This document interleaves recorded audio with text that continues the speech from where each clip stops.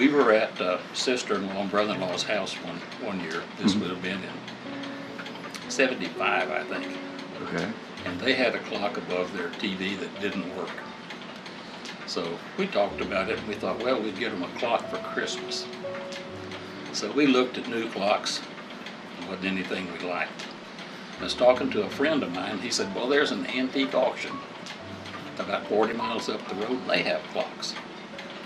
So we went to the antique auction and found a clock and we bought it, and it didn't work.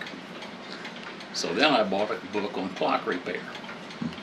I got that one going, and I thought, that's pretty good. I kind of like that.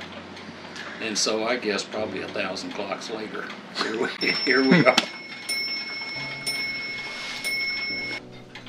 Jim explained to me that finding an old clock and fixing it was like bringing part of history back to life.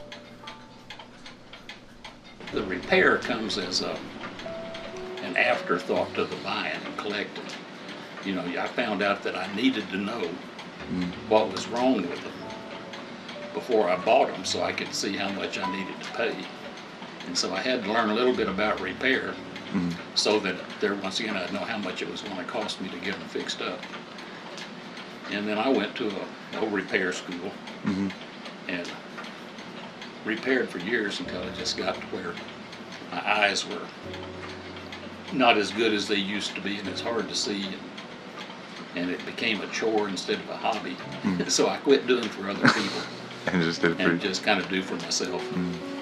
Well, I like, of course, anytime you run across a really nice clock, it's a good thing, but I think I enjoy, like I said, the most is to get them back to what they're supposed to look like and get them running. And then you get kind of tired of it and you're ready to look for another one. You know? And the only reason I sold any was so I could afford to buy some more. When I first started, it ticked and I had $1 in my pocket. I bought it, you know. And now I've gotten to where I'm pretty selective, and I probably don't buy more than 2 or 3 a year, something like that. I think my favorites are the one-weight Vienna regulators. See, that clock was made somewhere between 1835 and 1850. They're weight-driven. That brass thing hanging down is the weight that supplies the power. After spending just a few hours with Jim, I saw things I never thought I'd see. Clocks that had wood parts instead of iron, and clocks that ran backwards so that when you looked in a mirror at a barber shop, you could know exactly what time it was. Most people are clock collectors and don't know it.